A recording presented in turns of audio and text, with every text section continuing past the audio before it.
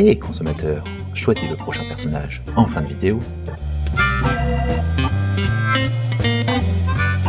Hey consommateur! Tu connais sans aucun doute l'anti-héros de noir vêtu avec un gros logo d'araignée sur la poitrine de la licence Spider-Man, n'est-ce pas? Mais si, voyons, tantôt ennemi de Spidey, parfois ami, ayant les mêmes pouvoirs que lui, mais en plus fort et plus violent, une mâchoire édentée de 15 pieds de long et une langue qui ferait passer ton labrador pour un chihuahua. Avec, cependant, un certain sens de l'honneur. Ça ne te dit rien? Vraiment? Eh bien, de toute façon, ce n'est pas de lui dont nous allons parler aujourd'hui, mais de son rejeton psychopathe. Installe-toi confortablement au comptoir et laisse-moi te conter l'histoire de...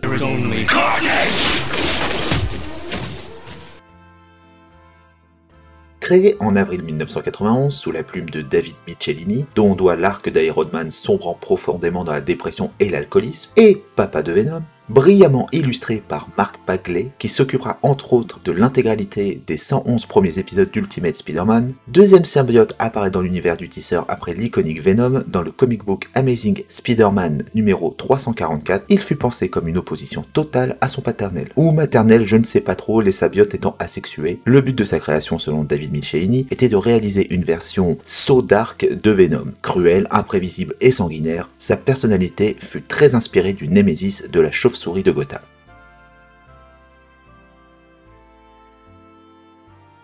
Cletus Kasady est un personnage à l'enfance et à la personnalité particulièrement trouble.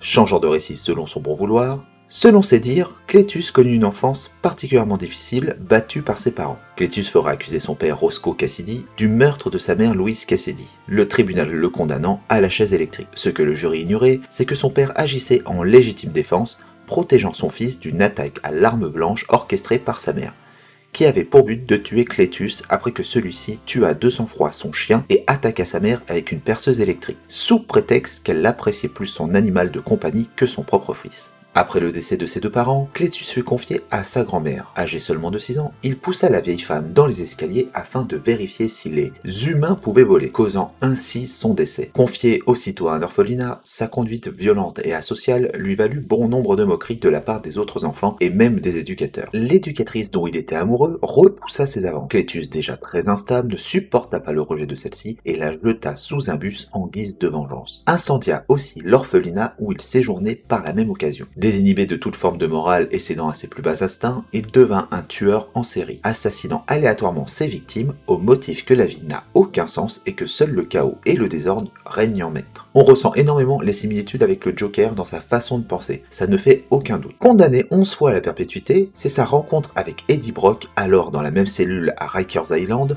qui sera le point de départ de la naissance d'un des pires vilains de l'araignée. La cohabitation avec les deux criminels fut compliquée. Eddie ayant un certain sens moral et refusant de tuer des innocents, il ne supporta pas d'être dans la même cellule que ce sociopathe. Et inversement pour Cletus, essayant de le poignarder dans le dos. Seulement, Eddie, alors séparé du symbiote Venom après un rude affrontement avec le tisseur, est considéré comme mort, mais en réalité pas tant que ça, celui-ci partit à la recherche de son bien-aimé hôte. Une fois réunis, Venom n'eut aucun mal à détruire les murs de la prison et s'enfuir dans la nuit, laissant au passage un reliquat biologique issu de ce dernier. La progéniture de Papa Venom, désireuse de trouver très rapidement un hôte, se lia au seul être humain présent à ce moment-là. Le symbiote ultra-violent est né et il s'appelle Carnage. Échappé de prison, Carnage assassina bon nombre de personnes sur son chemin de façon totalement aléatoire, ce qui forcera Spider-Man à le traquer pour mettre fin à ses agissements sanguinaires. Malheureusement, durant leur premier affrontement, Carnage se montrant bien plus fort que son paternel Venom, il ne fera qu'une bouchée du tisseur, l'obligeant à prendre la fuite. Désemparé face à la violence et à la force du symbiote, le mont en l'air n'eut d'autre alternative que de s'allier à un autre de ses ennemis,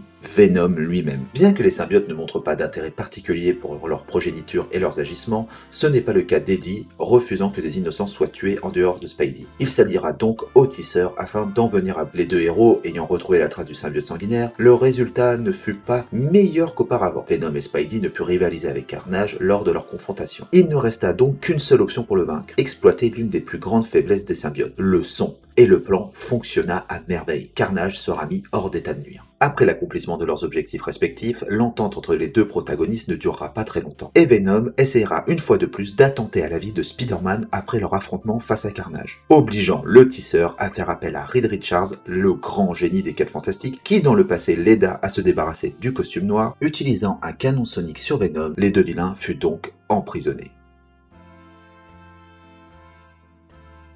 Cletus Kasady, l'hôte de Carnage, reste une personne possédant la force physique d'un homme de son âge pratiquant des exercices réguliers. Mais une fois associé au symbiote, sa force est telle qu'il est capable de soulever jusqu'à 50 tonnes, soit à peu près l'équivalent à 8 gros éléphants, bien plus que Venom ou Spider-Man à leur maximum. Cela s'explique par le fait que chaque nouvelle génération de symbiotes étant plus forte que la précédente. Capable, à l'instar du montant l'air et de Venom, d'adhérer à n'importe quelle surface, il peut produire des lianes organiques et se balancer d'immeuble en immeuble comme ses prédécesseurs. Il est aussi doté de griffes extrêmement tranchantes au bout des mains, capables de couper en deux l'acier le plus dur. Carnage a la faculté de créer des armes organiques tranchantes telles que des haches, des lances, des épées et bien d'autres encore. Par contre, ce qui le différencie véritablement de Venom, c'est sa capacité de régénération, étant donné qu'il peut produire en continu de nouvelles molécules, en se nourrissant de victimes tel un vampire via le toucher, il peut se régénérer à très grande vitesse, quelle que soit la partie de son corps abîmée. Le symbiote, bien qu'il ne possède pas de spider-sense, est capable de voir à travers chaque partie de son anatomie, relayant l'information directement à son hôte, ce qui lui permet d'éviter toute attaque surprise. En revanche, il craint comme tous les symbiotes le son moins que son paternel, mais craint nettement plus le feu que lui. En conclusion, Carnage porte très bien son nom. Assassin, sociopathe, dénué d'empathie et de sens moral, calculateur et j'en passe et des meilleurs, il aura réussi à mettre à l'amende le tisseur plusieurs fois, et même quand celui-ci s'unit avec des personnages tels que Venom, la victoire n'est pas assurée. Une origin story bien qu'un peu convenu sur certains aspects, fonctionne très bien, un méchant aussi monstrueux physiquement que mentalement. Pas étonnant que le personnage soit aussi populaire, après tout, c'est aussi ça qu'on aime dans les comics. Sur ce, consommateurs de pop culture, merci d'avoir suivi ce menu dédié à l'un des pires vilains de Spider-Man, j'espère que le repas du jour vous aura calé comme il se doit. Comme d'habitude, je vous invite à vous abonner, liker et activer la cloche pour ne rien rater des prochaines vidéos. Restez bien jusqu'à la fin pour choisir le personnage qui apparaîtra dans le prochain menu. Sur ce, je vous dis à la semaine prochaine, portez-vous bien et je vous retrouve très vite au comptoir du Comics Café. Ciao!